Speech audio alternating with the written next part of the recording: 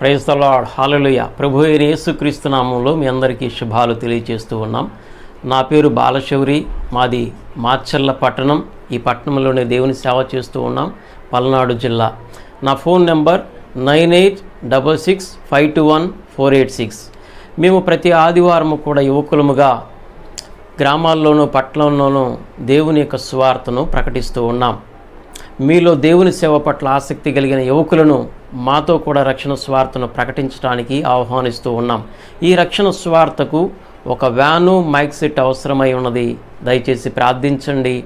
దేవుడు ఆశీర్వదిస్తే, ప్రేరేపిస్తే వీటికి సహకరించండి. అలాగే క్రింది చూపిస్తున్న స్థలమును కొని ఆ స్థలంలో దేవుని మహిమార్థమై మందిరం కట్టాలని, మరియు పక్కనే అనాథ వృద్ధుల ఆశ్రమం కట్టి జీవితాంతం రుణపడి సేవ చేయాలని ఆశపడుతున్నాం. ఈ స్థలమును కొని మందిరం కట్టుటకు దేవుడు ప్రేరేపిస్తే, ఆశీర్వదిస్తే సహకరించండి, ప్రార్థించండి. అలాగే మీలో ఎవరైనా భయంకరమైన వ్యాధి రోగములతో బాధపడుతున్నట్లయితే మాకు తెలియచేయండి. ప్రతి శని ఆదివారాలు మీకోసం ఉపవాసం ఉండి ప్రార్థన చేయడానికి సిద్ధముగా ఉన్నాం. రండి, వాక్యం ధ్యానించుకుందాం, రక్షణ స్వార్థను ధ్యానించుకుందాం. దేవుని చేత ప్రేరేపించబడిన వారు ఈ స్థలము కొని దేవుని మందిరము, అనాథ వృద్ధుల ఆశ్రమం కట్టాలని దేవుని పేరిట మీ అందరికీ కూడా మనవి చేస్తున్నాం. దయచేసి మీరందరూ కూడా సహాయం. రాజుగా వచ్చుచున్నాడు, భూలోకమంతా తెలుసుకుంటారు. యేసు రాజుగా వచ్చుచున్నాడు, భూలోకమంతా తెలుసుకుంటారు. రవి కోటి తేజుడు, రమ్యమైన దేవుడు, రవి కోటి తేజుడు, రమ్యమైన దేవుడు రారాజుగా.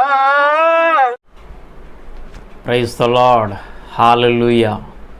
ప్రియమైనటువంటి దేవుని బిడ్డలారా, దేవా నన్ను పరిశోధించుము అని భక్తుడైనటువంటి దావీదు 139వ కీర్తనలో 23-24 వచనాల్లో, దేవా నన్ను పరిశోధించుము, నా అంతరంగమును పరిశోధించి తెలుసుకొనుము, నా ఆలోచనలను పరిశీలించుము, నా యందు నీకు ఆయాసకరమైన మార్గం ఏమైనా ఉన్నదేమో పరిశీలించుము, చూడుము ప్రభువా అని చెప్పి ఆయన దేవునికి మనవి చేస్తూ ఉన్నాడు. వెండికి మూస తగినది, బంగారునకు కొలిమి తగినది, మనిషి హృదయ ఆలోచనలకు యెహోవాయే పరిశోధకుడు. సామెతల గ్రంథం 17వ అధ్యాయము బహు స్పష్టంగా తెలియచేయబడింది.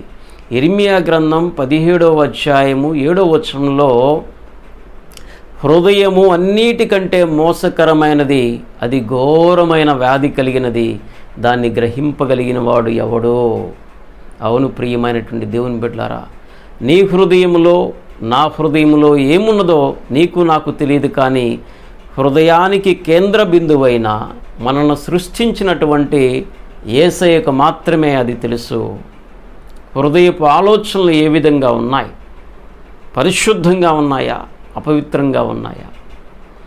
ఇస్కరియోతు యూదా వలె మోసకరమైనటువంటి మనస్సు, హృదయపు ఆలోచనలు నీలో ఉన్నాయా? అలాగే బిలాము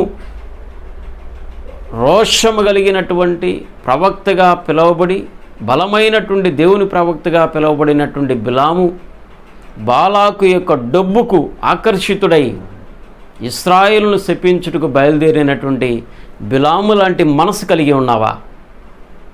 కనుక ప్రియమైనటువంటి దేవుని బిడ్డలారా, దావీదు భక్తుడు కోరుకుంటూ ఉన్నాడు, విన్నవించుకుంటున్నాడు దేవునికి, అయ్యా నా యందు నీకు ఆయాసకరమైన మార్గం ఏమైనా ఉన్నదేమో అని ప్రార్థించాడు. ప్రార్థించాలి మనం కూడా. నీలో నాలో ఏమైనా దేవునికి విరుద్ధమైనవి, వ్యతిరేకమైనవి ఉన్నట్లయితే విడిచిపెట్ట. అతిక్రమమును ఒప్పుకొని విడిచిపెట్టువాడు వర్ధిల్లును, కనికరం పొందును.